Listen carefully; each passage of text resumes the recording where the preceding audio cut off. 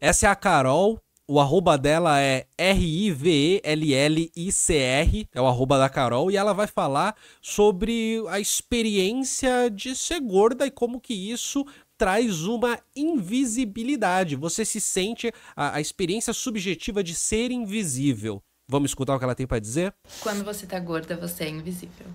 E só quem é obesa, gorda, tá acima do peso, entende o que eu tô falando. Eu era invisível. E isso pra mim ficou muito claro quando você entra na academia. Eu entrei na academia porque eu queria emagrecer. E eu era completamente invisível ali, principalmente no começo, que você não sabe como os exercícios são direito, você não sabe como as máquinas funcionam direito. E você tá ali e você tem que descobrir. Ou você fica pedindo ajuda o tempo todo pro professor, ou você descobre sozinha, vê vídeo na internet e boa. Mas o fenômeno do professor que presta atenção é muito mais nas mulheres que estão ali com o corpo sarado, não é uma coisa boba, né? Isso não é famoso à toa, né? De fato, isso existe em alguma medida. Você é invisível. E depois de 1 ano e meio, que eu já tava diferente, do nada, eu percebi que eu tinha ficado visível ali para as pessoas. Para dar um exemplo, eu tenho 1,55 m e eu precisava colocar a barra na polia para fazer aquela puxada alta, remada alta, puxada, enfim. E eu sempre... Só para pausar aqui só um segundinho, eu acho que é importante extrapolar um pouco o que ela tá dizendo, né, que talvez não seja simplesmente sobre a academia, sabe por quê? Porque em muitos graus a academia ela é mais do que um espaço para fazer exercício, ela é um espaço de socialização. E nos espaços de socialização, essa coisa da pessoa gorda que meio que é invisível no sentido afetivo da coisa, assim, de um afeto positivo, invisível no sentido do interesse em querer conhecer, quero te conhecer, quero estar com você, e isso é um fenômeno específico. Principalmente na academia, que é também um local de socialização em que há uma performatividade sexual, assim, porra, um monte de corpo sarado. Quando não é corpo sarado, é corpo que está no caminho para se tornar sarado. Então tem esse contexto, que é um contexto tanto sexual, como um contexto de criação de laços sociais, um contexto de interesse pelo outro, principalmente a partir da sua imagem, e é um contexto que muitas vezes ele faz com que a gente meio que volte a situações em que o jogo social é um jogo especificamente adolescente, talvez, assim, sabe? Vamos voltar a escutar ela. Sempre tinha que subir no banco porque eu não alcançava. E aí, do nada, misteriosamente, eu comecei a... Ai, quer que te ajude? Quer que eu coloco? Não, deixa que eu coloco pra você. Aí ia lá e colocava pra mim e eu ficava, do nada. Esse tratamento, do nada, é diferente, assim. E eu sei, a única coisa que mudou foi o meu percentual de gordura. Porque o meu rosto... Deixou de ser gorda. É o mesmo, obviamente com quilos a menos. Mas o meu cabelo é o mesmo, eu sou a mesma de jeito. Eu não chego, dou oi pra todo mundo, não. Eu chego quieta na minha, faço o meu e vou embora. Mas do nada as pessoas começaram a se voluntariar a fazer algumas coisas. E essa coisa de se voluntariar é que eu não sei, bom, pela maneira como ela diz, a impressão que dá é que talvez durante um tempo ela era gorda. Talvez durante um tempo. Mas essa coisa voluntariosa, ela geralmente é o comum. Geralmente é o comum. No dia a dia, inclusive, em espaços de socialização, em espaços de uma performance corporal, essa simpatia que envolve uma coisa voluntariosa, ela tende a ser relativamente comum. Principalmente na academia, quando você tem um instrutor que, por mais que ele não fique prestando atenção muito em você, quando ele passa do lado, ele vai te olhar e vai ser voluntarioso dentro de dados limites. Então, talvez essa seja a percepção de uma experiência nova, que na verdade é meio que normal. E essa é o trágico da coisa.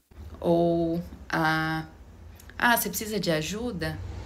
Tá acontecendo alguma coisa ali? Ou até ensinar assim, se você fizer isso aqui vai ficar mais fácil. Eu tinha muita dificuldade no stiff. E aí, só que só depois de emagrecer, umas 3 pessoas já me pararam um dia pra me dar umas dicas, assim, do stiff. E quando eu tava obesa, ninguém nunca falava comigo.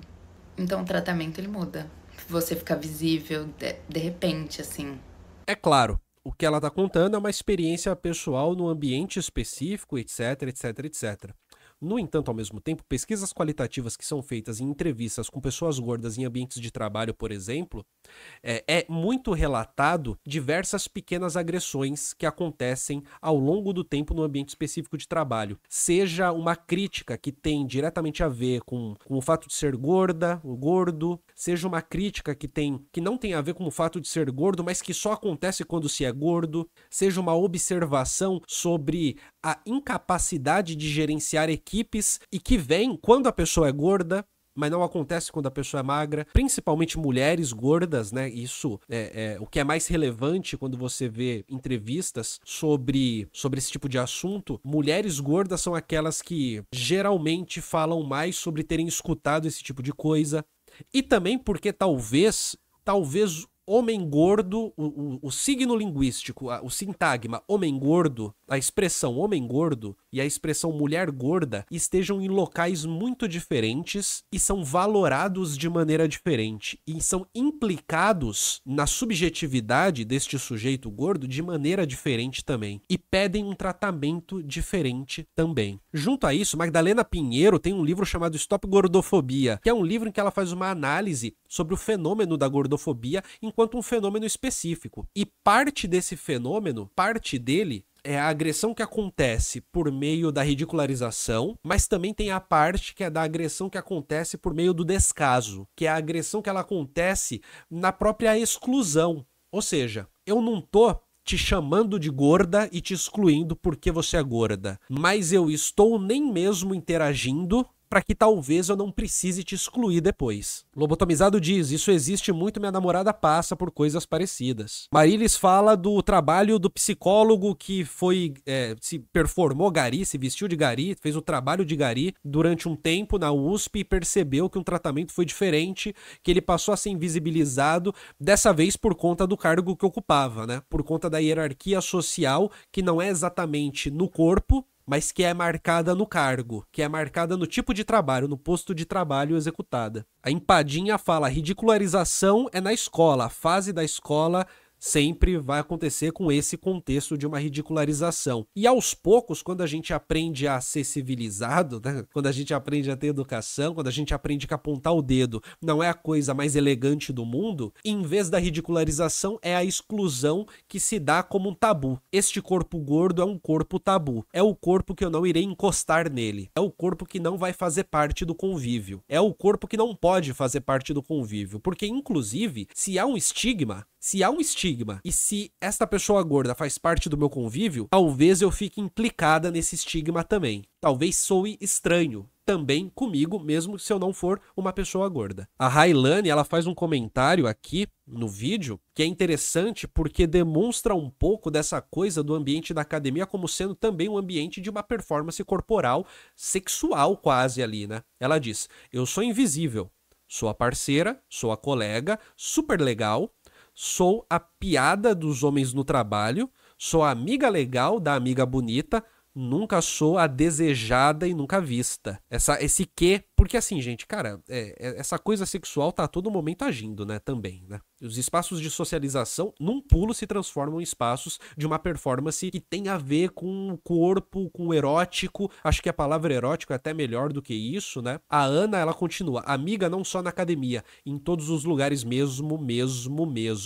E aqui tem um comentário interessante da Mari dizendo, tem a ver com a alegria, a autoestima e não somente com o peso ou aparência. E isso é muito interessante, porque a Magdalena Pinheiro também vai colocar, e isso é um dado que existe nas próprias pesquisas feitas no Brasil sobre pessoas gordas em academia, por exemplo, sobre a representação social que fazem de si próprios na academia. Porque o próprio entendimento de si na academia, e eu já cheguei a fazer um vídeo sobre isso, inclusive, eu vou deixar esse vídeo marcado aqui em cima. O próprio entendimento de si na academia é o entendimento de um lugar estranho e de ser uma pessoa estranha neste lugar estranho. E dessa forma, tudo se passa como se os equipamentos da academia não fossem feitos para o corpo gordo, o que gera, por sua vez, de fato, a construção de uma subjetividade com baixa autoestima, talvez com uma ausência de alegria quando se trata de eventos em que o corpo está no centro, junto com o peso e a aparência que meio que é ali, faz parte do mesmo fenômeno, né? Só que, evidentemente, ao mesmo tempo, essa ideia de que o que acontece com o gordo é psicológico, não é social, ela também tem um quê de foda-se, sabe? Ela também tem um quê de eu não ligo. Ela tem um quê de que isso não é um fenômeno, isso é coisa da sua cabeça, emagreça e busque terapia. Quando isso é, de fato, um fenômeno